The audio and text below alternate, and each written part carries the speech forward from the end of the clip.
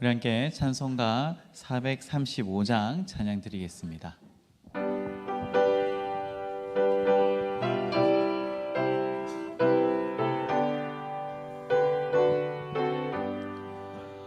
나의 영원하신 기여 생명보다 귀하다. 나의 갈 길 나가도록 나와 동행하소서. 주께로 가까이 주께로 가오니 나의 갈 길 나가도록 나와 동행하소서. 세상 불귀한 일함과 모든 명예 버리고 험한 길을 가는 동안 나와 동행하소서. 주께로 가까이 주께로 가오니 나의 갈 길 나가도록 나와 동행하소서. 어두운 골짝 지나가며 험한 바다 건너서 천국 문에 이르도록 나와 동행하소서. 주께로 가까이 주께로 가오니 나의 갈 길 나가도록 나와 동행하소. 우리 1절 찬양합니다. 영원하신 기여 생명보다 귀하다. 나의 갈 길 나가도록 나와 동행하소서. 주께로 가까이 주께로 가오니 나의 갈 길 나가도록 나와 동행하소. 주께로 가까이 주께로 가까이 주께로 가오니 나의 갈 길 나가도록 나와 동행하소서.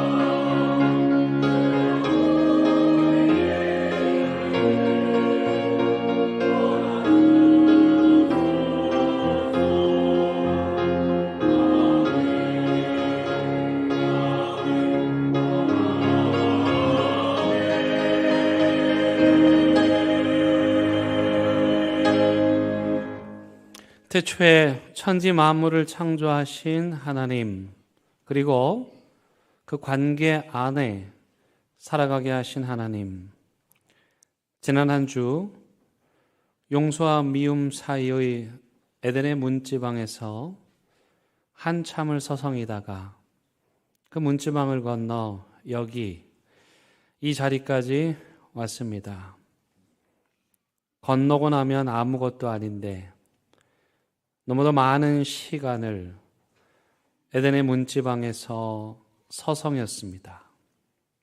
이 시간 하나님과 우리 사이를 가로막고 있는 에덴의 문지방도 넘어 하나님과 화해하고 용서받은 기쁨으로 오직 성삼위 하나님께만 찬양과 존귀와 영광을 돌려드리게 하시기를 예수 그리스도의 이름으로 간절히 기원드립니다. 아멘.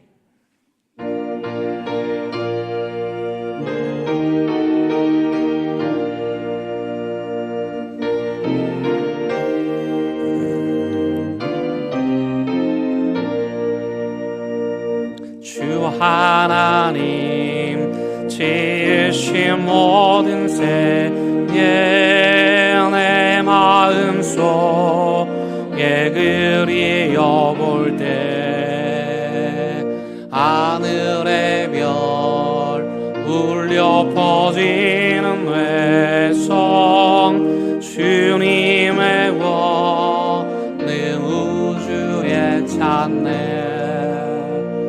주님의 높고 위대하심을 내 영혼이 찬양하네. 주님의 높고 위대하심을 내 영혼이 찬양하네.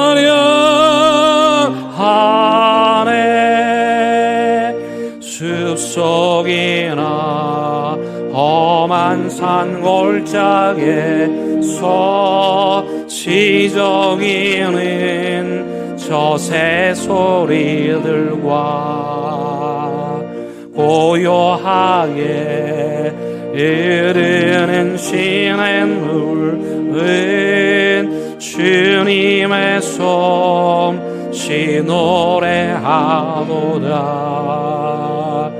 주님의 높고 위대하심을 내 영혼이 찬양하네. 주님의 높고 위대하심을 내 영혼이 찬양하네.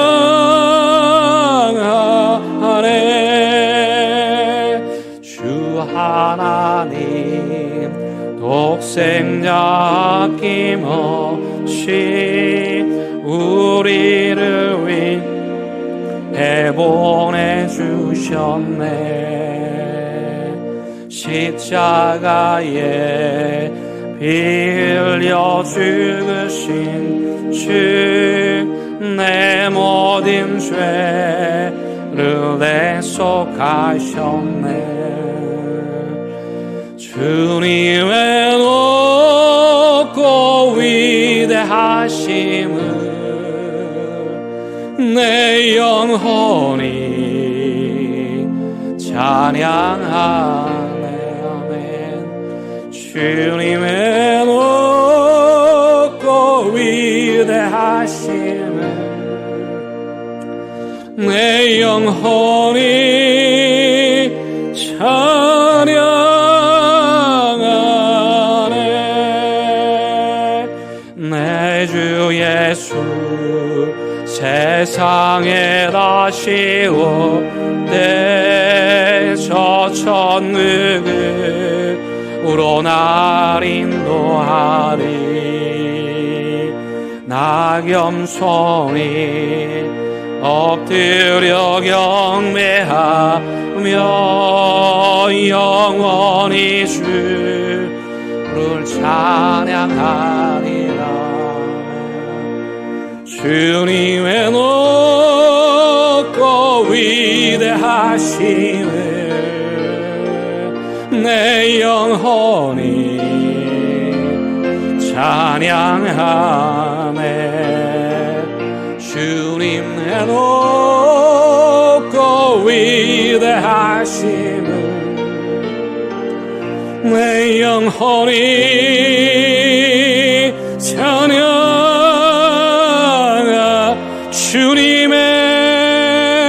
주님의 높고 위대하심을 내 영혼이 찬양하네. 아멘. 주님의 높고 위대하심을 내 영혼이 찬양하네.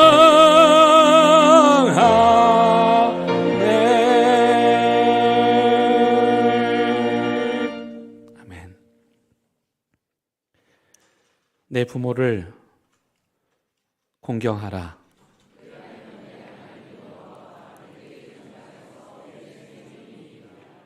내 아들아, 내 아비의 훈계를 들으며 내 어미의 법을 떠나지 말라.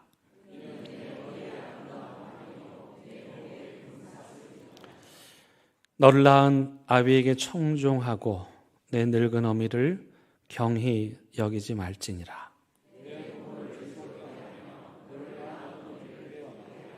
자녀들아, 주 안에서 너희 부모에게 순종하라. 이것이 옳으니라.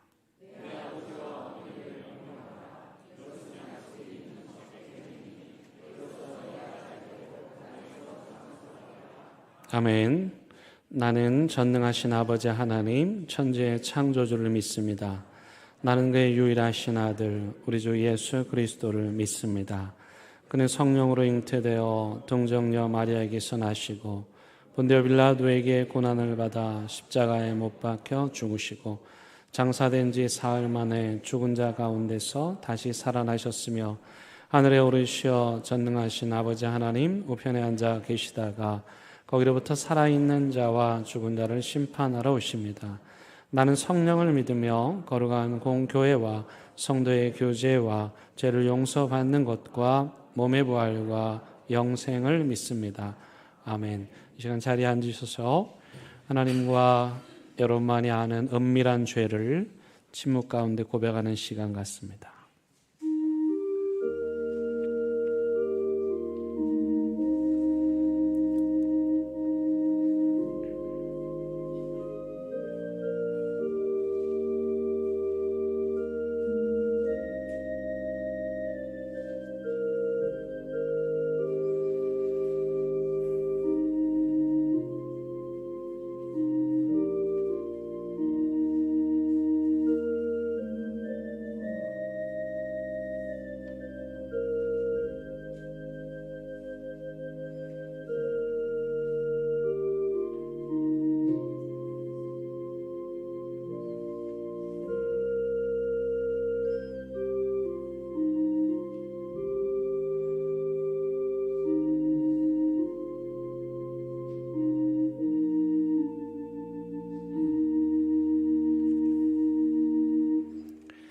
여기 참여하는 자들에게 주시는 하나님의 위로와 용서의 말씀이 있습니다.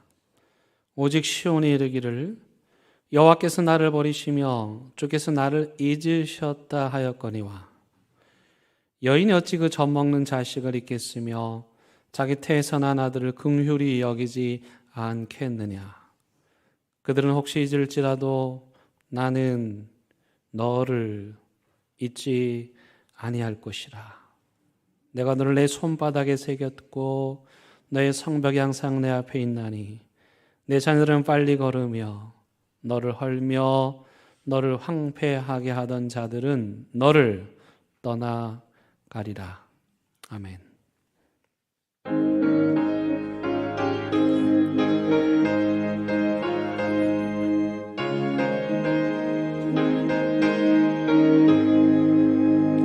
주 예수 내 맘에 들어와 계시는 우편하여 새 사람 되고 내가 늘 바라던 참 빛을 찾음도 주 예수 내 맘에 오심 주 예수 내 맘에 오심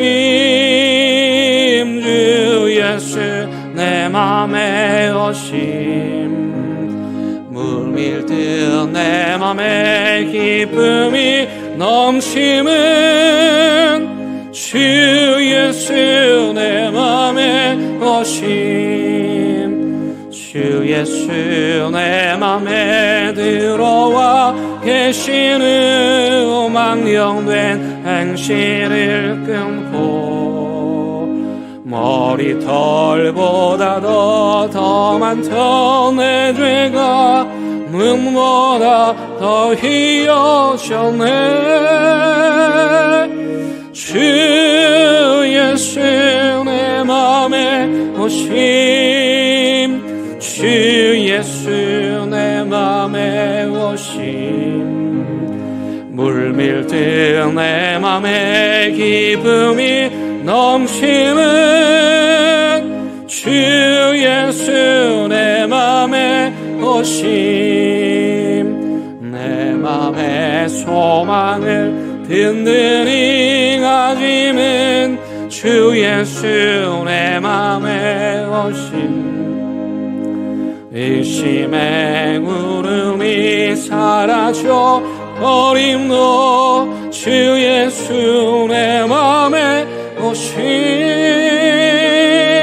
주 예수 내 맘에 오심 주 예수 내 맘에 오심 물밀듯 내 맘에 기쁨이 넘치는 주 예수 내 맘에 오심 사망의 음침한 골짜기 가다가 밝은 빛 오련히 비춰 저 멀리 하늘은 환하게 보임도 주 예수 내 맘에 오심 주 예수 내 맘에 오심 주 예수 내 맘에 오심 물밀듯 내 맘에 기쁨이 넘치는 주 예수 내 맘에 오심 내가 저 천성에 올라가 살기는 주 예수 내 맘에 오심 천성에 올라가 주임을 베리니 흥이 품이길 때 없네 주 예수 내 맘에 오심 주 예수 내 맘에 오심 물밀듯 내 맘에 기쁨이 넘치는 주 예수 내 맘에 오심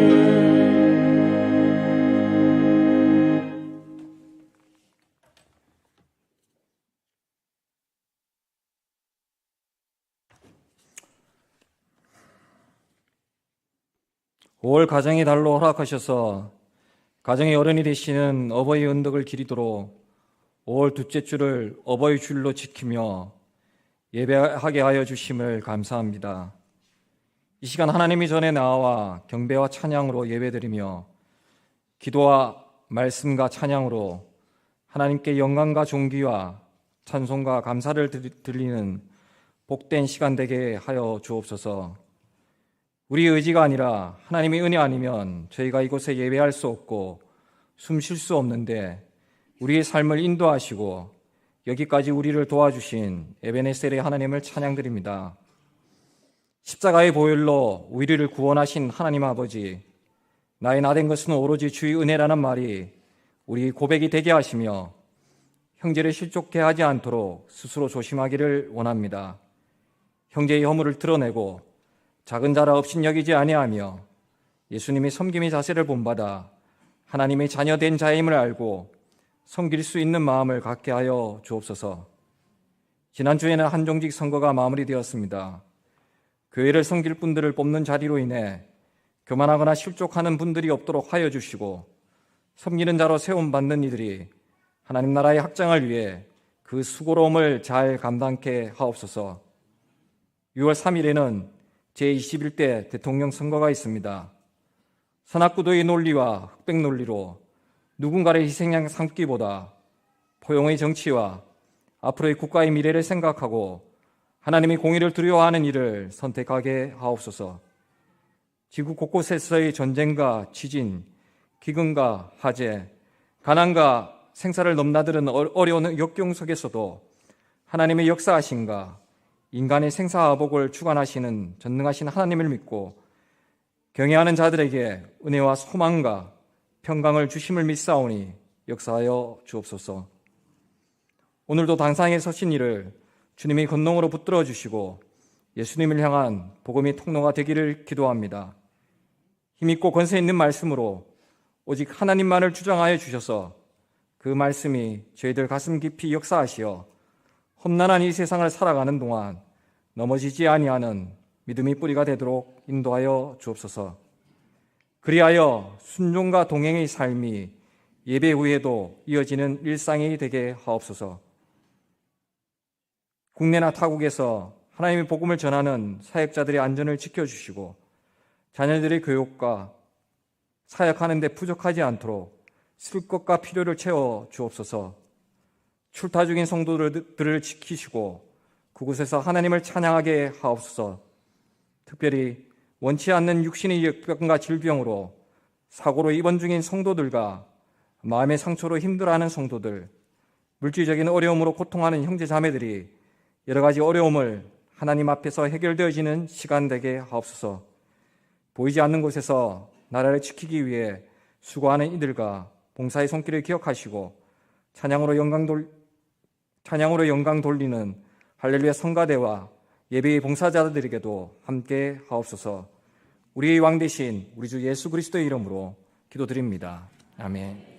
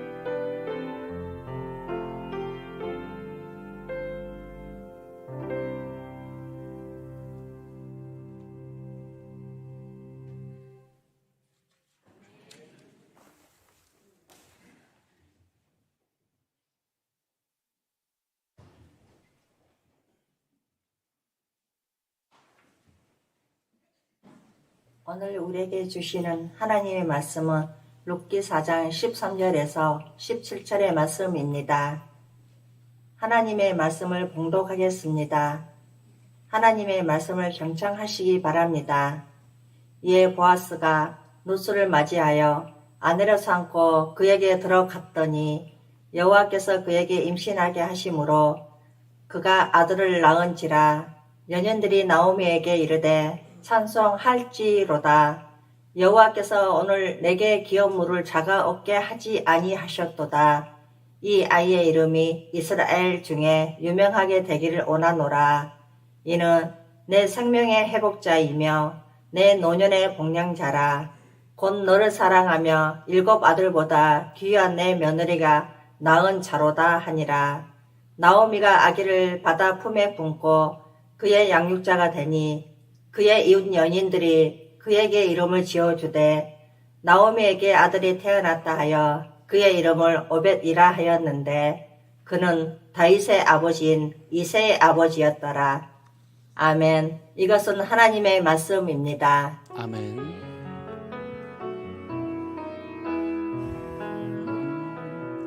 이 말씀 따라 사는 동안 지치지 않게 하시고 이 말씀 따라 사는 동안 주님 나라 이루소서. 꽃을 다신 분과 안 다신 분의 차이가 뭐죠?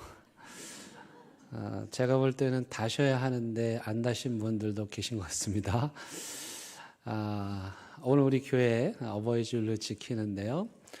이 대형교 여기 이 자리까지 한평생 교회를 위해서 수고하시고 헌신하시고 기도하신 우리 어르신들께 감사의 마음을 드립니다. 우리 그분들께 큰 박수 한번 하도록 하겠습니다. 감사합니다.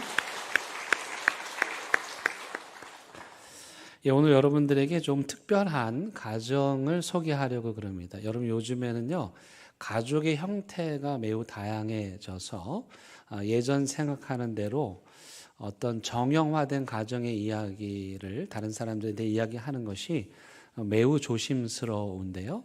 오늘 제가 소개해드리는 가정은 정말 다양한 그런 사연을 가지고 있는 가정입니다. 일단 이 가정은 요즘 기준으로 하자면 다문화 가족입니다. 시어머니는 유대인이는데 며느리는 모함 여인이었습니다. 그러니까 인종이 다르죠. 나라가 다른, 문화가 다른. 그래서 다문화 가족이고, 그 다음에 이 시어머니하고 며느리하고 둘 다 남편을 잃었어요. 사별을 한 것이죠. 그러니까 이 시어머니는 남편도 잃고 아들까지 잃은 매우 아픈 사연이 있는 집안입니다. 그런가 하면 이 집안은 완전히 몰락한 가정입니다. 원래 이 가정은 베들레헴에서 조금 잘 나가던 가정이었습니다. 그런데 베들레헴이 어려워지자 저 모압 땅에 이민 가서 살면 돈을 벌 수 있다는, 성공할 수 있다는 그 이야기를 듣고 이 가족들이 이민을 하게 되죠. 그런데 이민을 가서 이게 웬일입니까? 남편이 죽고 2 아들이 죽고 그렇게 쫄딱 망한 그런 몰락한 집안이었습니다. 경제적으로도 보면 이제 과부가 둘만 남았으니까 그 시대의 여성은 생계를 유지할 수 없었습니다. 직업을 가질 수 없었습니다. 그래서 고대 사회에서 고아와 과부라는 말은 단순한 지칭이 아니고 극빈층을 의미하고 있는 것이죠. 무엇보다도 이 2 사람의 신앙의 간극이 있습니다. 이 시어머니는 어려서부터 뼛속 깊은 하나님을 믿는 가정이었다면 이 며느리는 그 이전까지는 모압의 신 그모스를 섬기다가 결혼하고 나서 하나님을 알게 되는, 신앙을 알게 된, 늦게 하나님을 믿게 된. 그러니까 시어머니는 모태신앙이라면 이 며느리는 다른 신을, 다른 종교를 갖고 있다가 결혼하면서 하나님을 알게 된. 그러니까 여기에도 약간의 차이가 존재합니다. 또한 이 며느리가 오늘 본문에 나오는 것처럼 재혼을 하죠. 그래서 재혼 가정이기도 합니다. 여러분, 이 가정이 과연 온전하게 생존할 수 있겠습니까? 그런데 더 안타까운 것은 이 가족의 상황, 제가 지금 말씀드린 정말로 다양한 사연을 가진 이렇게 저렇게 이름을 붙일 수 있는 이 가정을 둘러싸고 보이지 않는 이 가정을 무너뜨리는 어둠의 손이 또한 있었다는 것입니다. 제가 그림을 한번 만들어 보았는데요. 이 룻의 가정을 보면 룻이 이제 집 그 동그라미 안에 이 가정이라고 생각해 보시면 이 안에서도 지금 과연 이 가정이 생존할 수 있을까 없을까 굉장히 위기의 가정이죠. 당장 조치가 필요한 가정인데 더 안타까운 것은 이들을 둘러싸고 있는 상황이 경제적으로 보면 기근이 있어서 이들이 먹을 것이 없는 그런가 하면은 사사시대 역사적 배경을 가지고 있는데 이 사사시대라는 것은 뭐냐 한마디로 지도자가 무능해서 백성들이 고통을 당하는 절망의 시대를 말합니다. 룻기는 이 한 가정도 지금 어떻게 살 수 있을까 없을까 그 위기의 순간에 있는데 거기다가 더해져서 이 가정을 위협하는 기근과 사사시대의 비극적인 역사가 이 가정을 짓누르고 있는 것이죠. 사사시대라는 말, 이 사사라는 말이 여러분들에게 이해를 시켜드리기 참 쉽진 않은데 통치자의 뒤에 붙는 호칭입니다. 예를 들면 대통령, 남구청장, 부산시장 할 때 그 호칭인데 명칭인데 왜 사사이냐? 왕도 아니고 그렇다고 동네 골목대장은 아닌 그 중간에 어디쯤인 거예요. 근데 문제는 뭐냐면 이 사사시대에 12명의 사사가 있었는데 이들을 보면 하나같이 다 함량미달인 거예요. 아니 어떻게 이런 사람들이 지도자가 됐을까? 아니 어떻게 이런 사람들이 나라를 이끈다가 나설 수가 있지? 정말 한심한 사람들이 사사라고 나선 거예요. 그럼 왜 그랬을까? 아니 훌륭한 사람, 똑똑한 사람을 사사로 세우지 왜 그런 사람들이 사사가 됐을까? 여러분 왜 그런 줄 아세요? 그 사람들이 그나마 나서 그래요. 그러니까 그 시대가 얼마나 절망적인 줄 알겠죠. 깜냥이 안 되는 사람이 나왔는데 그보다 더한 사람은 없는 거예요. 구할 수가 없는 거예요. 그러니까 여러분 어리석은 지도자가 통치하는 시대는 백성들이 고통을 당하잖아요. 사사시대의 묵직한 무게감, 거기다가 가뭄이라고 하는 경제적인 빈곤이 이 가정을 위협하고 있는 거예요. 근데 그 가운데 이 룻이라고 하는 여인이 아주 꼿꼿하게 모태신앙이 아니었음에도 불구하고 시어머니로부터 물려받은 신앙을 잘 받아서 하나님을 신실하게 섬겼죠. 또 인종적으로 보면 지금 시어머니를 따라서 시어머니 고향에 갔는데 차별을 받을 수 있어요. 유대인들은 굉장히 인종 편견적이잖아요. 그러다 보니까 특별히 이 모압하고 관계가 별로 좋지 않았거든요. 근데 모압 여인이 며느리로 왔다. 이건 굉장히 따가운 시선을 받을 수 있는 그런 상황인 것이죠. 무엇보다도 지금 시어머니는 나가서 일을 할 수 없는데 그러면 누가 나가야 됩니까? 이 룻이 혼자 나가서 생계를 책임져야 하는 그런 상황이죠. 그런데 룻은 자기에게 주어진 이렇게 어둡고 또 비극적인 상황 가운데서도 그 삶을 그대로 받아들이고 가정을 생계를 꾸리기 위해서 시어머니를 돌보기 위해서 밭에 나가서 추수가 아니라 추수하고 떨어진 나달 곡식들을 주워서 근근히 생계를 유지했습니다. 다행인 건 뭐냐면 이 룻의 가정을 둘러싸고 있는 이 가정을 위협하는 보이지 않는 손도 있었지만 그러나 동시에 이 가정을 돌보고 일으켜 세워주려고 했던 보이지 않는 손이 또 있었다는 사실입니다. 이것도 제가 그림으로 한번 표현을 해보았는데요. 이런 겁니다. 룻의 가정이 있는데 보이지 않게 이 룻이 살고 있는 이 베들레헴 공동체의 사람들이 이 룻의 가정을 보이지 않게 도와주고 있었어요. 또 한 가지는 하나님의 은혜, 하나님의 헤세드가 보이지 않게 조용히 이 룻의 가정을 지켜주고 있었습니다. 이걸 더 구체적으로 설명을 드리면, 이 나오미 시어머니가 남편과 함께 성공하기 위해서 그 이민을 갑니다. 이민을 갔다가 이제 실패를 하고 다시 고향으로 돌아옵니다. 10년 만에 돌아오는데 여러분, 베들레헴 사람들이 일하다가 베들레헴 성 안으로 나오미가 들어오는 거예요. 근데 한눈에 봐도 그때 잘난 척하고 성공하겠다고, 아니 당신들 왜 이렇게 시대에 뒤떨어지냐고, 지금 유행은 저 모압에 일어나고 있다고, 부동산 투기 시작해서 저희 가서 땅을 사면 대박 난다고 그렇게 자랑하면서 잘난 척하면서 갔던 나오미가 쫄딱 망해가지고, 그것도 옆에는 한눈에 보아도 이방 여인이라는 것을 알 수 있는 여인을 며느리로 데리고 들어오는 거죠. 사람들이 그 광경을 지켜보는 거예요. 여러분, 그럴 때 그 동네에서 가장 유행하는 잘 팔리는 떡이 어떤 떡입니까? 쑥떡이죠. 아이고, 잘난 척하고 가더니 남편 잃고 아들 둘이나 잃었대. 아이고, 오죽했으면 그랬을까.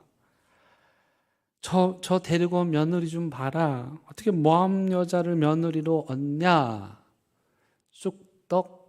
쑥떡이 그런 동네에서 보통 잘 팔리게 마련입니다. 사람들이 참 신기하죠. 왜 남의 가정의 이야기를 그렇게 하는지 몰라요. 근데 놀라운 사실은, 여러분들 룻기서를 읽어보면 그 어디에도 베들레헴 사람들이 그 부끄러움을 뒤집어 쓰고 오는 나오미의 가정에 대한 이야기를 쑥덕거렸다는 얘기가 없습니다.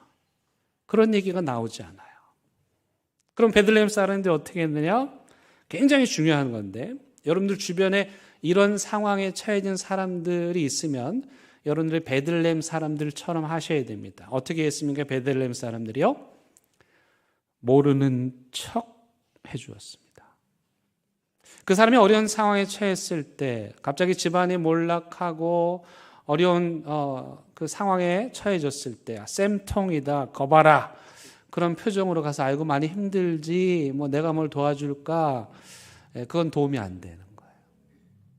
그런 사람이 있으면 오히려 모르는 척 해주는 거예요. 참 신기하게도 이 베들레헴 공동체 사람들은 수치를 뒤집어 쓰고 오는 이 나오미 가정을 모르는 척 해주었습니다. 그뿐만이 아니었습니다. 한 걸음 더 나아가서 오늘 이제 본문에 이 룻이 결혼을 하고 아이를 낳아서 이 가문이 다시 살아나잖아요. 잘 된 거죠. 근데 여러분, 이 베들레헴 사람들 와가지고 이 가문을 축복해 줍니다. 함께 기뻐해 줍니다.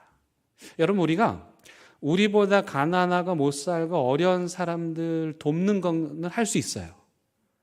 근데 문제는 뭐냐면, 그렇게 내 도움을 받던 사람이 갑자기 나보다 잘 되는 거예요. 그럴 때 여러분 마음이 어떻습니까? 기쁩니까? 진심으로? 배 아프죠? 나보다 못했는데 갑자기 아파트를 샀다 그러는데 나보다 비싼 아파트를 샀네요. 나보다 못했는데 며느리를 얻었다는데 보니까 아주 훌륭한 며느리를 얻었네요. 그때 칭찬해 줍니까? 기뻐합니까? 배 아프잖아요. 괜찮아요. 다 똑같아요, 우리. 근데 이 베들레헴 공동체는 배 아파하거나 시기하지 않고 오히려 함께 기뻐해 주고 함께 축하해 주는 거예요. 그래서 이 룻기 보면 이 가정의 위기에 베들레헴 공동체가 굉장히 중요한 역할을 합니다. 여러분, 이 베들레헴 공동체는 오늘날 어디입니까? 교회입니다. 교회는 이 베들레헴 공동체처럼 이 땅을 살아가면서 어려움을 겪고 있는 가정들을 이렇게 품어줘야 됩니다. 아픔이 있고 힘든 일이 있고 또 실패하고 또 낙심하고 또 질병에 걸리고 그런 일이 있을 때마다 우리는 그 가정을 위해서 기도해 주면서 모르는 척 그러나 따뜻한 마음으로 기도해 주는 거죠. 그뿐만이 아니라 나보다 못했던 그 가정이 나보다 더 잘 될 때에도 정말 진심으로 축하해 주는 공동체, 그게 바로 교회입니다. 그래서 교회란 이 베들레헴 공동체처럼 그 교회에 속한 모든 가족들을 돌보는 위기의 가정들을 지켜주는 큰 가정, 큰 가족, 이게 바로 교회인 거예요. 그 다음에 보이지 않게 이 가정을 지켜줬던 은밀한 손이 뭐냐? 하나님의 은혜입니다.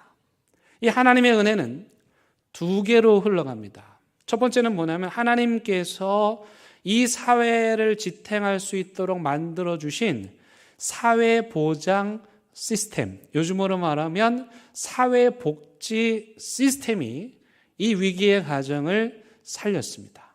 여러분, 우리가 보통 선진국, 후진국 이렇게 이야기하는데 여러 기준으로 선진국과 후진국을 나눌 수 있지만 제가 생각할 때 선진국과 후진국의 차이는 뭐냐?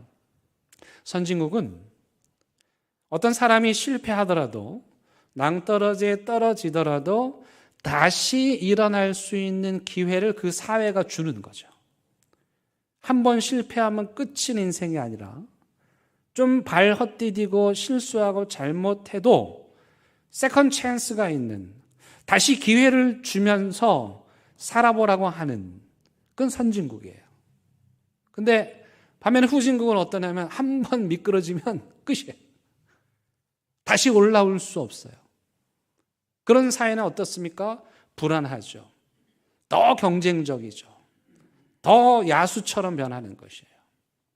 그래서 하나님께서 이스라엘 백성들에게 아주 좋은 사회보장 시스템을 만들어 주셨는데 그게 뭐냐면 고엘 제도라는 것입니다. 오늘 14절에 보면 기업을 물은다 이런 말이 나오죠.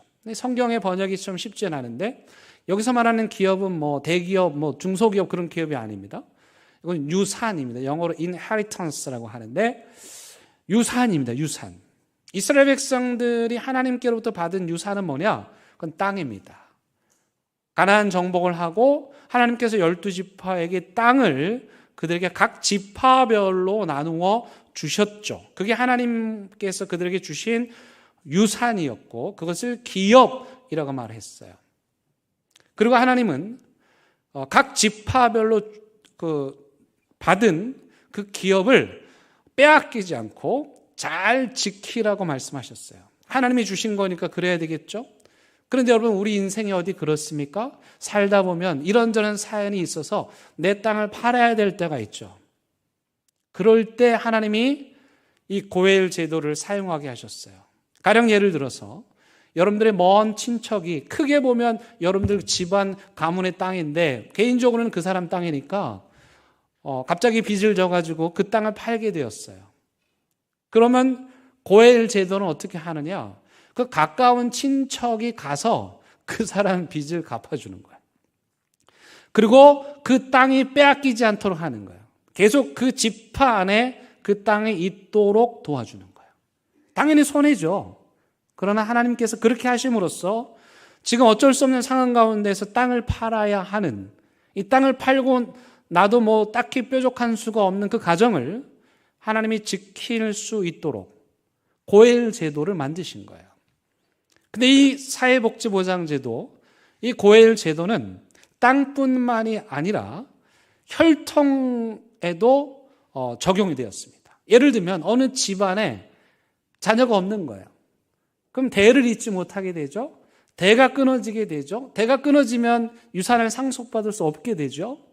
그래서 지금은 조금 이상할 수 있지만 하나님께서 계대 결혼이라는 것을 두신 거예요. 무슨 말이냐면은 뭐 내 친척 집에 지금 대가 끊겼어요. 그러면 지금 이 집안처럼 룻을 자신의 아내로 맞이하고 그리고 결혼을 통해서 자녀를 낳으면 그 자녀를 다시 나오미의 자녀로 입양시키는 거예요. 근데 거기다가 뭐까지 하냐면은 이 아이를 키우는 양육비도 줘야 되고 자기 유산도 떼어줘야 돼요. 그렇게 그 집안의 대가 계속 이어갈 수 있도록 하는 사회복지 제도가 바로 고엘 제도인 거죠. 여러분 놀랍지 않습니까? 이 룻기의 배경은 아무리 적게 잡아도 약 지금으로부터 2500년 전입니다. 2500년 전에 하나님께서는 이 공동체가 함께 더불어 살아가도록 어떤 사람이 한번 미끄러져서 영원히 미끄러지지 않고 또 어떤 사람만 계속해서 부자가 되지 않도록 서로 공동체 안에서 그런 연약한 자들을 책임져 주고 돌볼 수 있는 이런 사회보장 제도를 만들어 주신 거예요. 저는 오늘날 어떤 사회복지 제도와 시스템을 가진 나라에서도 이런 제도를 본 적이 없어요. 놀라운 일이죠. 여기에 깃들어 있는 하나님의 마음은 무엇입니까? 혼자 독식해서는 안 된다는 거죠.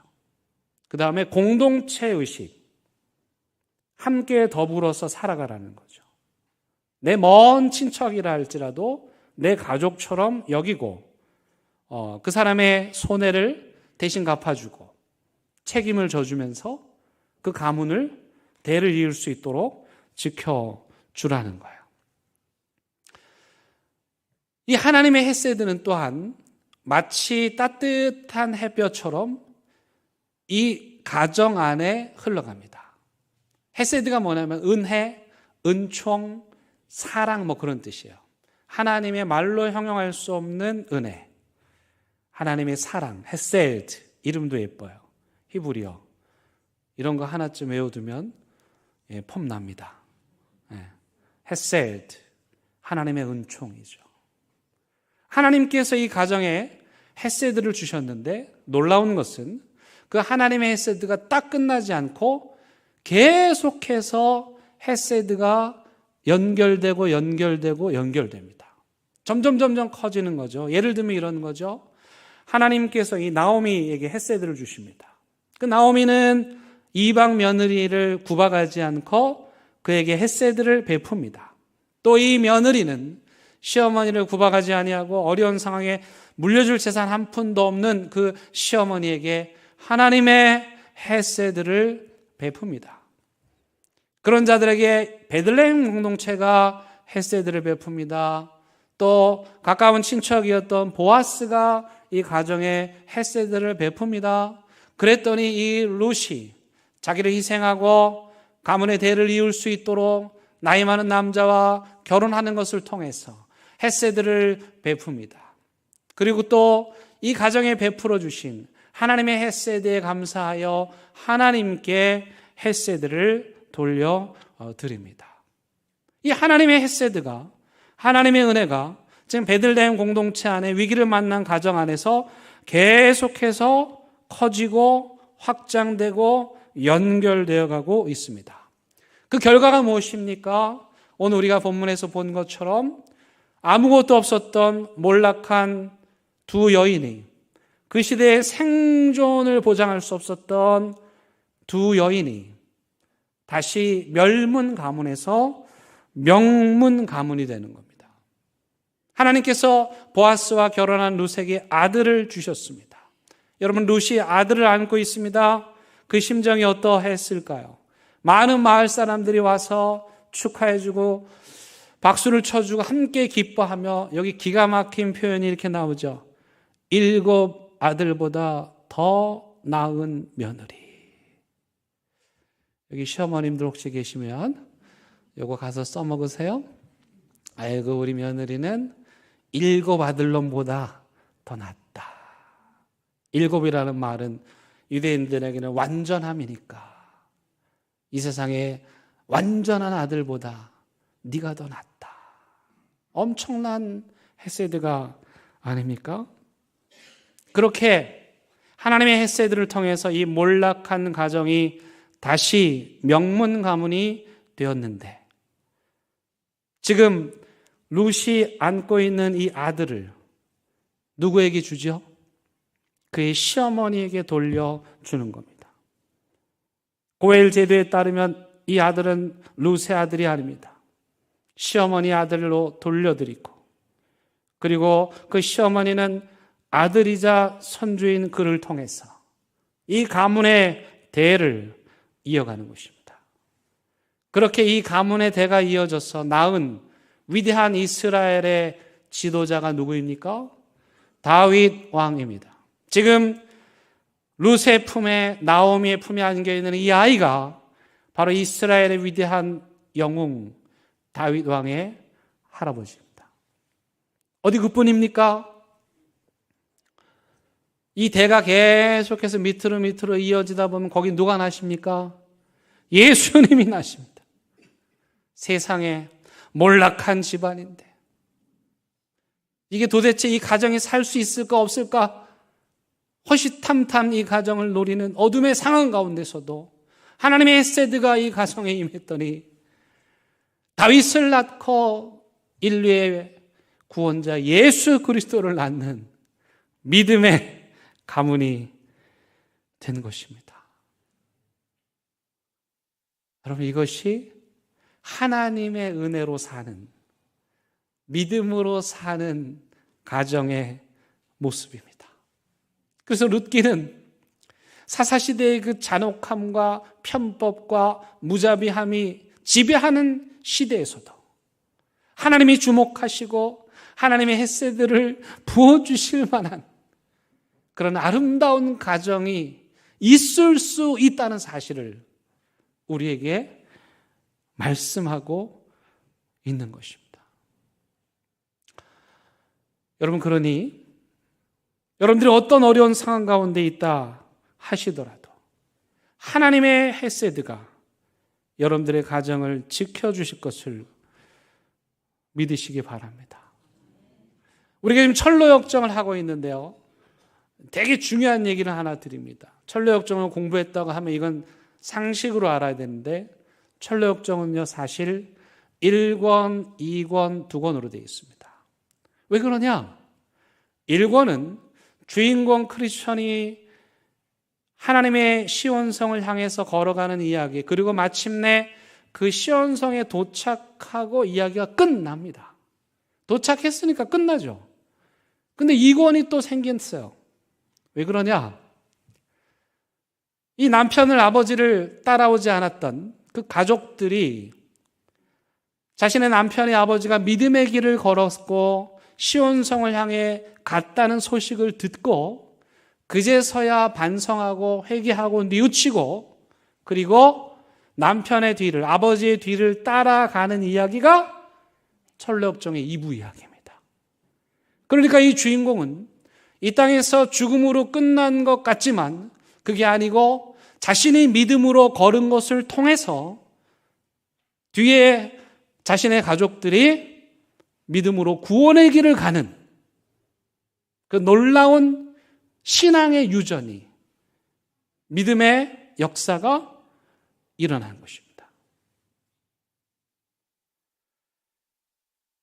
따라서 저와 여러분들의 가정에도 비록 믿지 않는 가족들을 남겨두고 내가 먼저 출발했지만 이것으로 끝이 아니고 1권으로 끝나지 않고 2권, 3권, 4권 계속해서 이 믿음의 대가 흘러가야 할 줄로 믿습니다.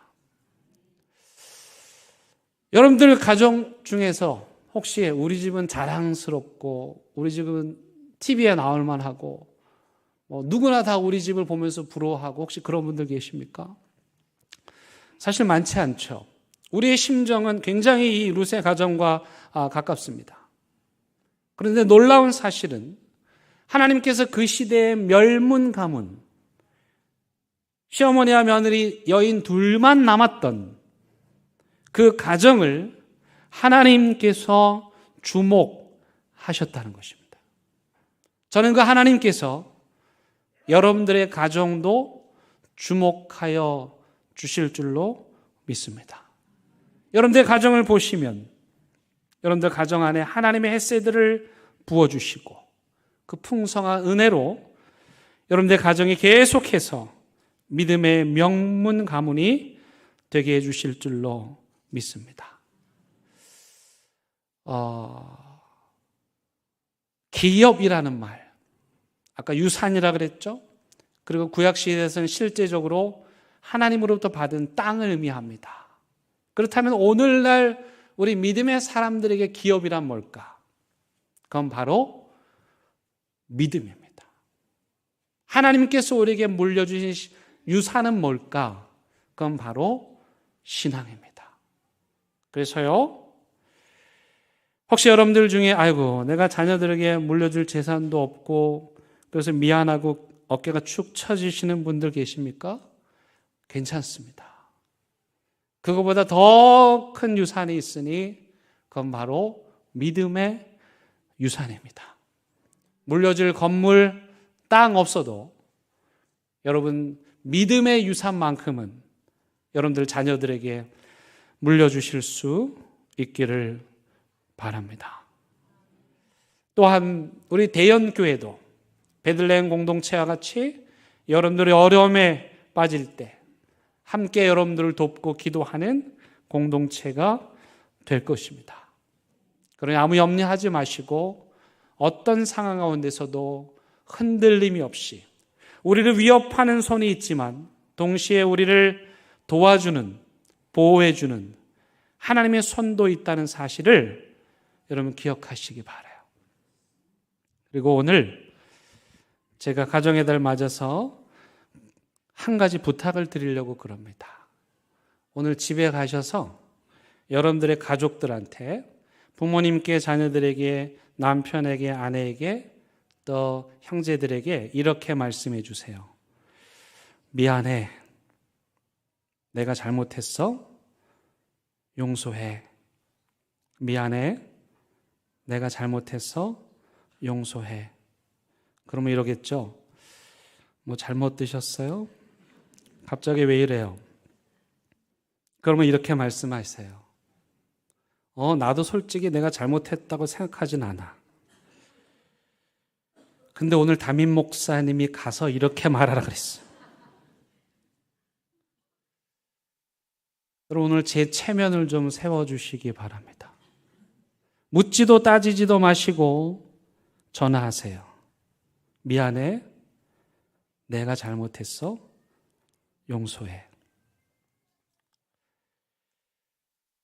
여러분들이 헤세드를 베풀어야 하나님의 헤세드가 여러분들 가정 안에서 계속해서 커질 수가 있습니다. 찬양하시겠습니다.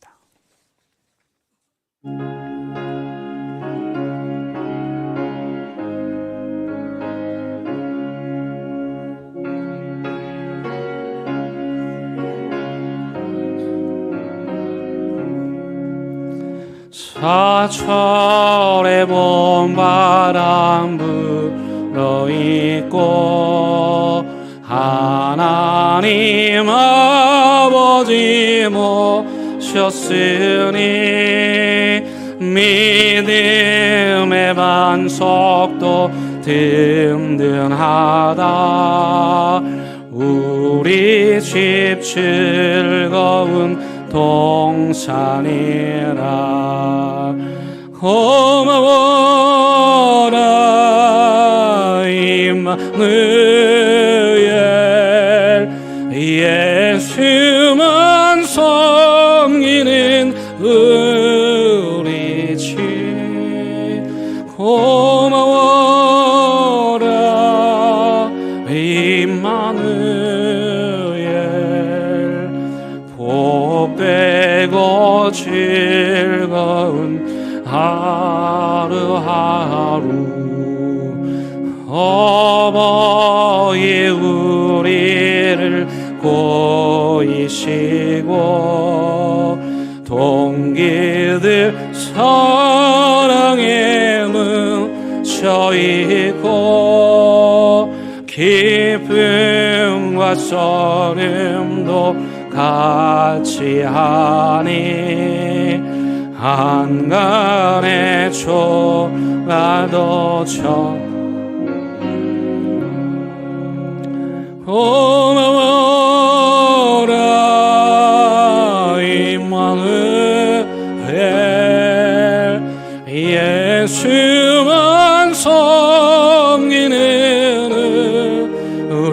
우리지 고마워라 임마누엘 복되고 즐거운 하루하루 아침과 저녁에 수고하여 다같이 일하느라 식구가 한상에 둘러서 먹고 마셔 영희가 우리의 낙원이라 고마워라 임마누엘 예수만 섬기는 우리 시 고마워라 임마누엘 복되고 즐거운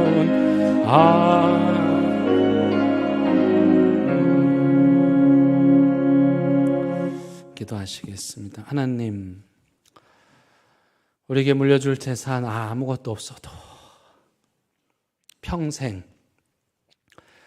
믿음의 길을 걸어가신 것만으로도 우리 부모님들 존경하게 하여 주시옵소서. 아무것도 우리에게 해줄 수 없는 나오미 같은 처지에 있는 부모님들이라 할지라도 룻과 같이 자기 자신을 헌신하고 희생할 수 있는 그런 햇새들을 우리 가족에 부어 주시옵소서. 예수님의 이름으로 기도드립니다.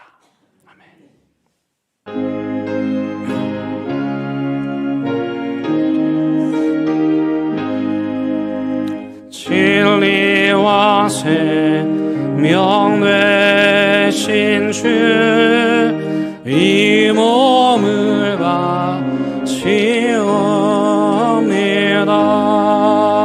믿음과 소망 사랑에 한 마음 되게 하소서.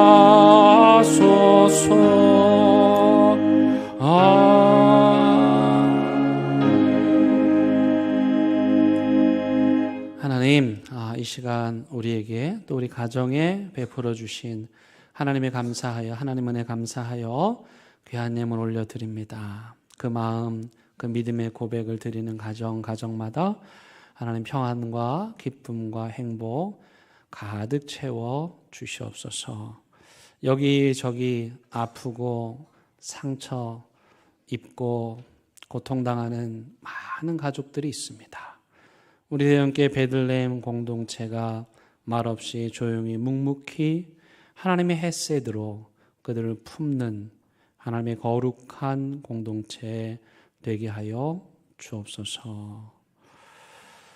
평생을 믿음으로 사시고 헌신하시고 수고하신 그들의 노년이 외롭지 않도록, 힘겹지 않도록, 후회하지 않도록 우리의 따뜻한 가슴으로 하나님의 햇새들을 또 우리 부모님들께 베풀게 하옵소서. 예수님의 이름으로 기도드립니다. 아멘. 우리 함께 인사 나누시겠습니다. 잘 오셨습니다. 환영합니다. 반갑습니다. 교회 소식 나누겠습니다. 우리 기쁨의 52일 가정의 달 행사 계속되고 있습니다. 우리 어르신들 5월 20일 화요일 날 나들이 있으니까요. 많이 참여해 주시기를 바라고, 가정의 달 행사로 우리 카페에 포토존이 준비되어 있습니다. 가셔서 가족들, 구역원들과 함께 사진 촬영도 하시기 바라고, 또 가정 예배 드릴 수 있도록 이렇게 가이드북 만들었습니다. 꼭 가족들과 함께 예배 드리실 수 있기를 바라고, 여러분들 가정에 조금이나마 도움을 드리기 위해서 이번 돌아오는 토요일 저녁 그리고 다음 주일 이틀 동안 가정 행복한 가정 세미나를 진행하려고 합니다. 홍인종 교수님, 장래신학대학교 홍인종 교수님께서 오셔서 사경의 세미나 인도해 주실 터인데 여러분 많이 참석해 주시기를 바랍니다. 이 소식 여러분들 주변의 사람들에게 나누시라고 이렇게 예쁘게 전도지도 만들었습니다. 가지고 가셔서 예수 믿지 않은 사람들한테 가정의 이야기 하면서 좋은 가족 세미나가 있어 서울에서 교수님이 오신대 이렇게 얘기해가지고요 전도하시고 함께 하시면 아마 매우 은혜로운 시간이 되실 줄로 믿습니다. 토요일 저녁부터 시작하니까 잊지 마시고 기도로 준비해 주시고 꼭 참석해 주시기 바랍니다.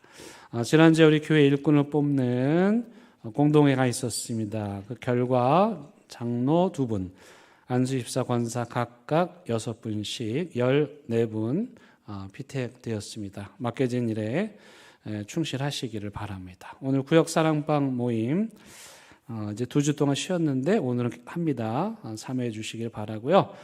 어제 우리 아동부 아이들이 어린이 대회에 나가서 글짓기, 독창, 암송, 또 그리기 통해서 많은 상을 타갖고 왔습니다. 우리 가르쳐 주신 선생님들 또 우리 아이들을 위해서 큰 박수로 축복해 주시기 바랍니다. 예, 우리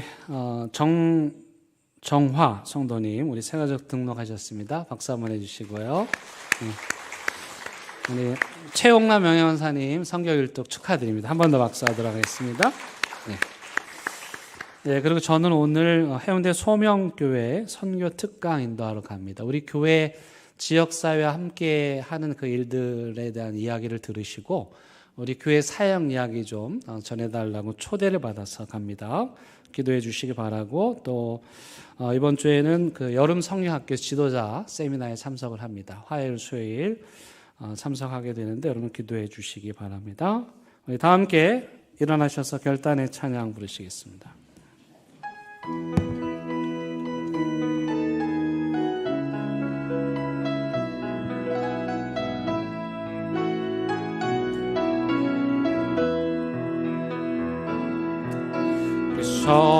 하나님의 고요히 감사여 이 놀라운 평화를 누리며 나 그네 함께 걸어가네 나 그대들과 이 마음을 여해 이 고요함이 깊이 먼저 갈 때 저 가슴 벅찬 노래 들리네 다시 하나가 되게 이소서 당신의 빛이 빛나는 이밤 그 선하님이 우리를 감싸시니 은혜로 일어날 일 기대하네 주 언제나 우리와 함께 계셔 하루 또 하루가 늘 새로워